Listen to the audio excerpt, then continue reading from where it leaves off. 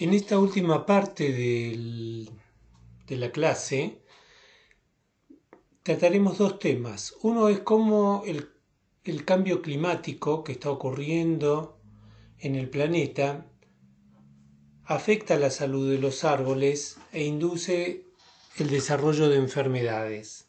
Y por otro lado, el efecto de la polución ambiental en el crecimiento de los árboles. Entonces vamos a empezar primero presentando los efectos del cambio climático global en el desarrollo de enfermedades.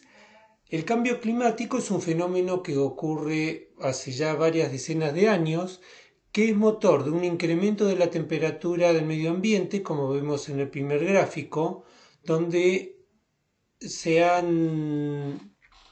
graficado cómo ha aumentado la temperatura a lo largo del último siglo y cómo se ha incrementado notoriamente en los últimos 20-30 años. Entonces, por un lado hay un incremento de la temperatura, por otro lado hay un problema de déficit hídrico por el aumento de la evapotranspiración de los árboles, y lo cual no está acompañado con una precipitación anual acorde con esa mayor evapotranspiración, lo cual trae consecuencias en la cantidad de agua que hay en el suelo y que por supuesto puede ser aportado eventualmente a los árboles.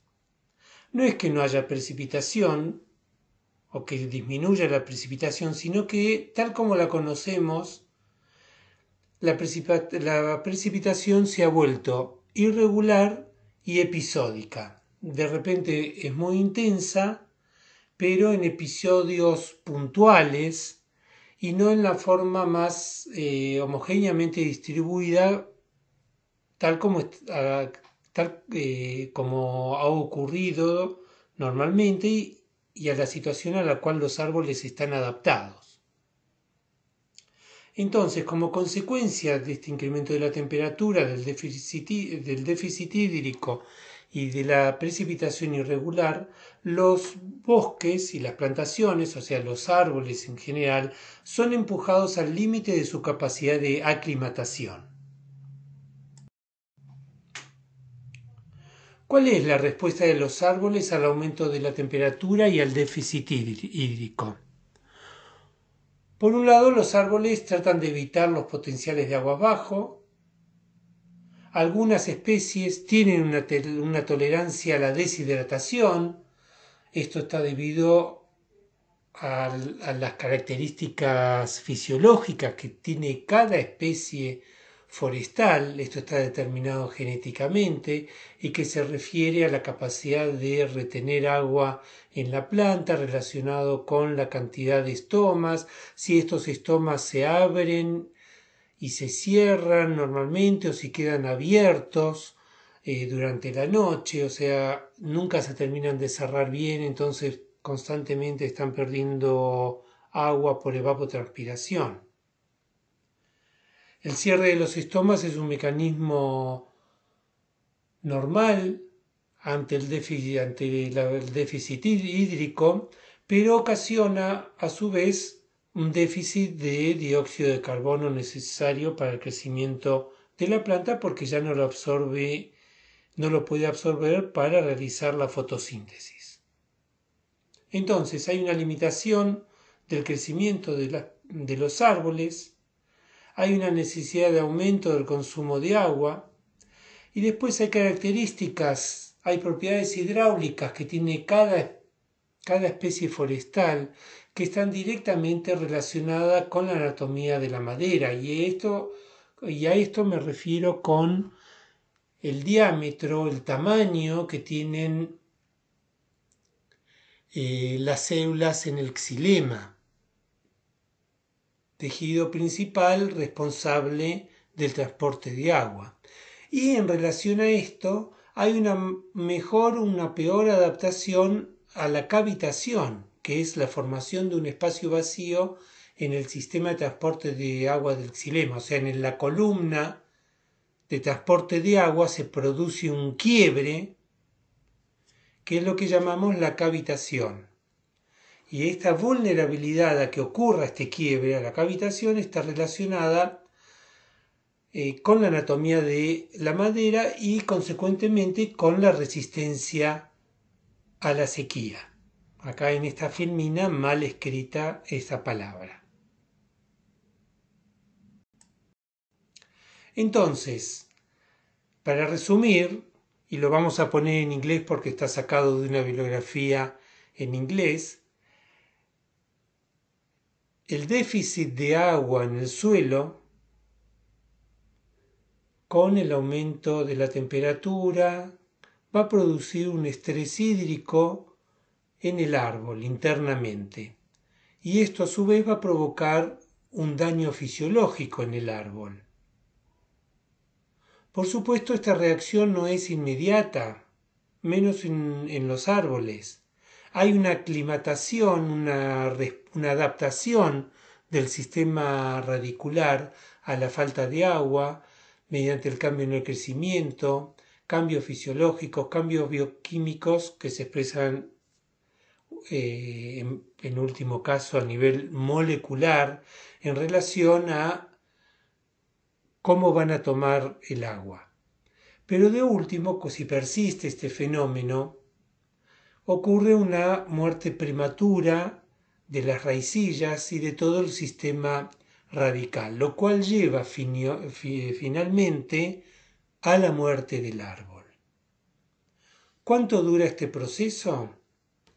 Depende de las especies forestales.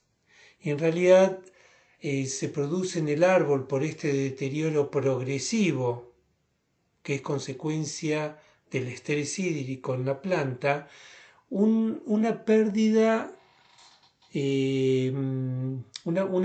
progresiva de la vitalidad del árbol, de su capacidad de crecer normalmente, con un proceso de mortandad de las hojas o de muerte de las ramas, lo cual es progresivo y lleva muchos años.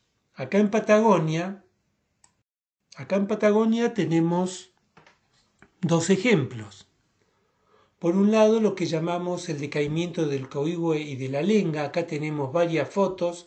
A la izquierda, un coihue que está prácticamente todo defoliado. A la derecha vemos manchones de mortandad, ya sea de coihue o de lenga, causados por el cambio climático.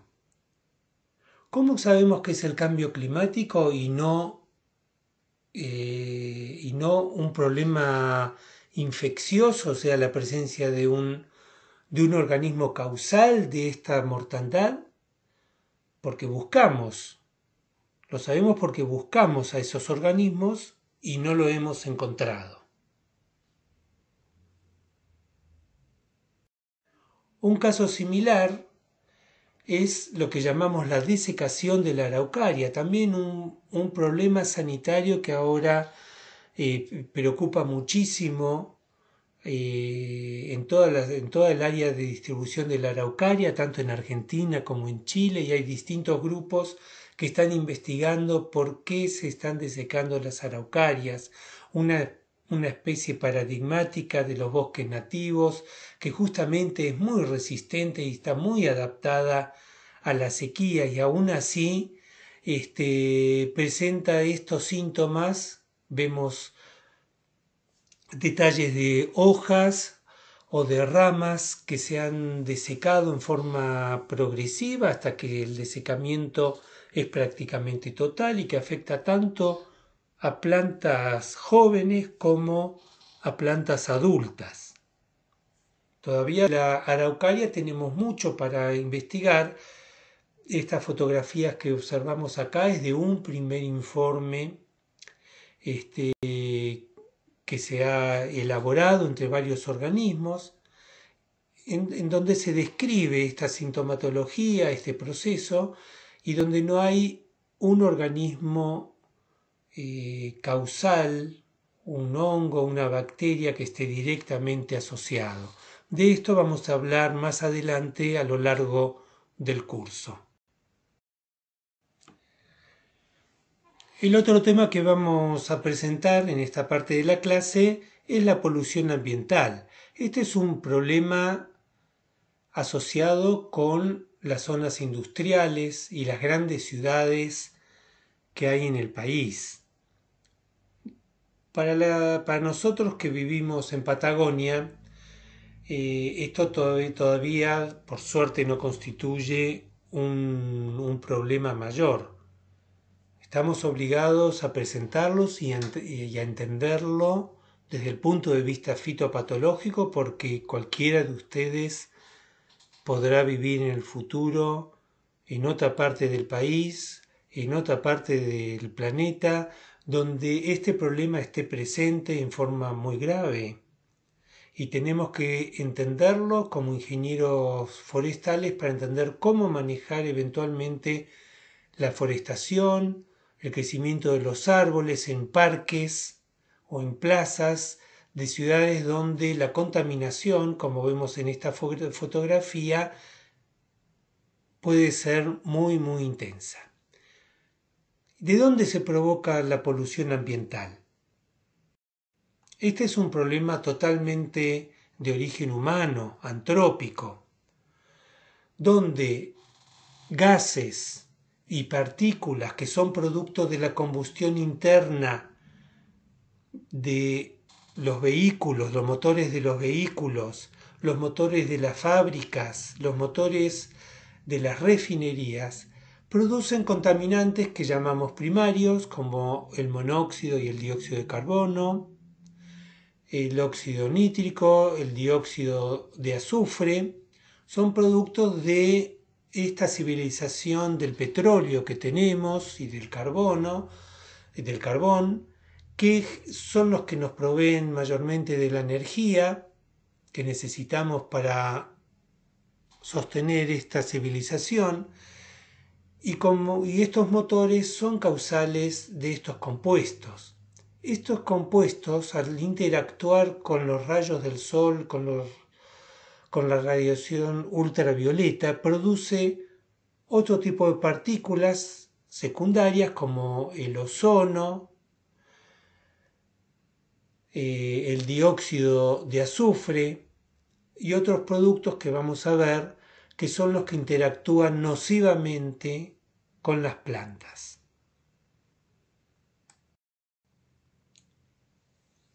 Justamente estos productos, el ozono, el dióxido de azufre, los fluoruros de hidrógeno,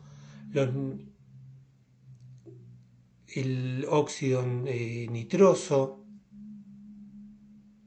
y lo que llamamos el PAN, son productos compuestos secundarios que cuando tienen un efecto puntual provocan un daño puntual en los árboles, pero cuando son persistentes, que es lo más usual, deterioran progresivamente a la planta y ésta presenta síntomas que preocupan al fitopatólogo y a cualquier ingeniero que sepa observar lo que está ocurriendo en los árboles de una ciudad o de una zona afectada por la industrialización. En esta tabla, que está sacada del Agrios, hay una explicación detallada de cómo cada uno de estos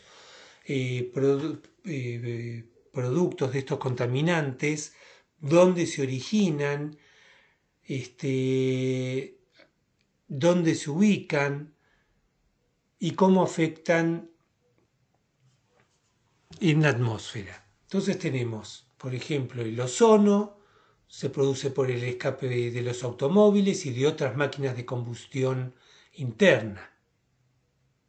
¿Y cómo se produce? El dióxido de nitrógeno liberado se combina con el oxígeno de la atmósfera y forma químicamente el ozono.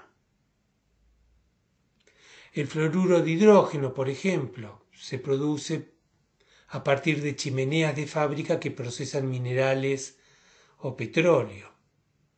El llamado nitratos de peroxiacilo son sustancias que normalmente no existen, pero que se producen por escape de los automóviles u otras máquinas de combustión interna, por interacción entre el dióxido de nitrógeno y el ozono.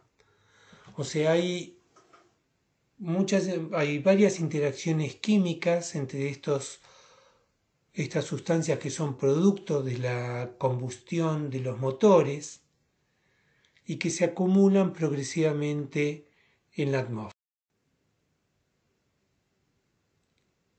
En este gráfico se explica, por ejemplo, cómo el dióxido de nitrógeno combinado con el oxígeno produce el ozono, o los hidrocarburos parcialmente quemados o combustionados por acción de los rayos ultravioletas provocan este tipo de sustancias altamente reactivas que son los nitratos de peroxiacetilos.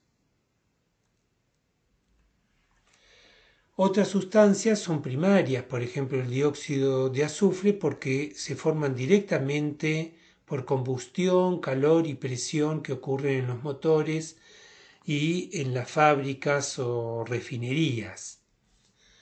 Entonces, estos distintos productos se producen en mayor o menor cantidad según el tipo de motor que los produzca y el tipo de material fósil que se utilice, si es carbono o si es petróleo, etc. Entonces, como decíamos, el dióxido de nitrógeno con el oxígeno, por intervención de la luz solar, libera el ozono. El ozono con hidrocarburos sin quemar libera ozono y el pan. Entonces, el ozono, por ejemplo, afecta básicamente el parénquima en empalizada, rompe la membrana citoplasmática y provoca lesiones necróticas de color blanco, puntuaciones de color blanco. Ahora lo vamos a ver en fotografías. El dióxido de azufre no actúa por sí solo, pero con el agua forma iones sulfito, que estos sí son fitotóxicos, son fitotóxidos. Los sulfitos pueden ser oxidados, pero lo hacen lentamente a iones sulfatos que son inocuos en la planta, pero mientras estén en el estado de sulfito son fitotóxicos.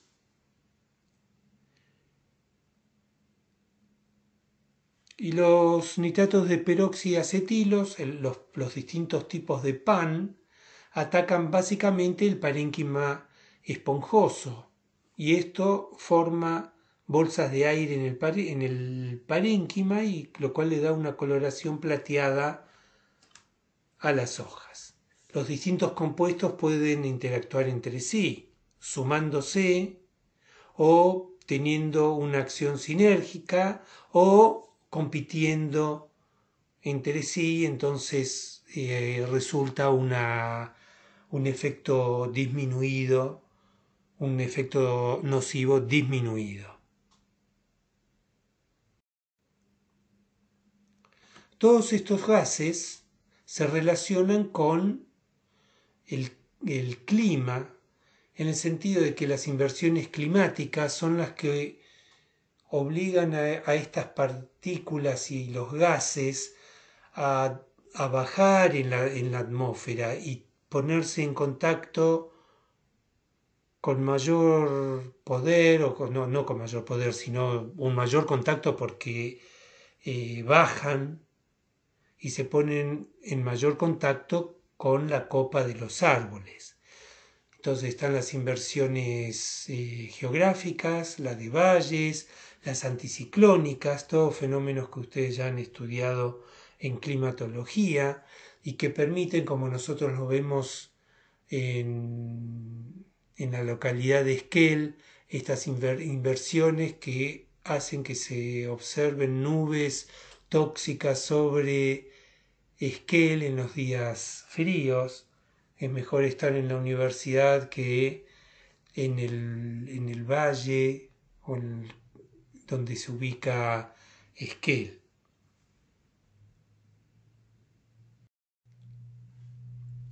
Entonces, toda esta polución ocasionada por los distintos tipos de motores, junto con el viento que transporta, lleva esta contaminación a zonas aparentemente prístinas que tienen poco efecto de la acción humana, pero que aún así se ven afectadas por el transporte que causa el viento.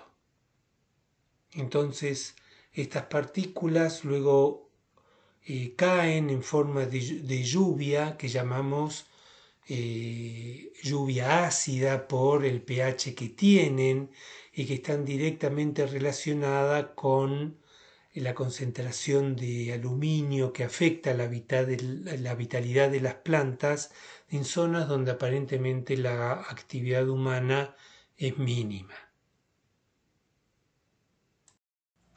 Entonces, ¿cuáles son los efectos de la contaminación en las hojas de los árboles?